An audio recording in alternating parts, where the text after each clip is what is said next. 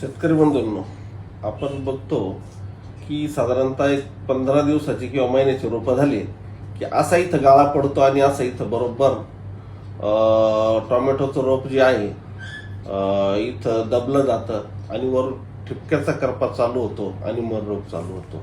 त्याच्यामुळे झाडांची संख्या घटते आणि झाडांची संख्या घटली की उत्पादन मोठ्या प्रमाणात घटतं आणि हे थांबवण्यासाठी आपल्याला पहिलं सूत्रकृमी नियंत्रणात आणावं लागतील.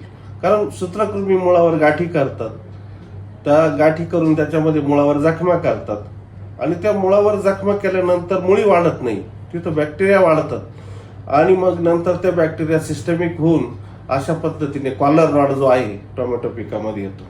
आणि हे थांबवण्यासाठी आपल्याला अश्वमेधचं नेमॅटो प्रोटेक्टर आणि रिप्लेस याची ड्रिंचिंग केली पाहिजे.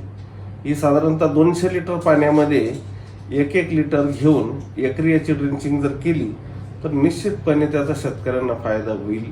आणि नंतर झिंक, सिलिकॉन आणि रिकवरची एक फवारणी केली की जी कुपोषित झाडे ते झाड सुद्धा चांगल्या पद्धतीने चालू होऊ शकतं.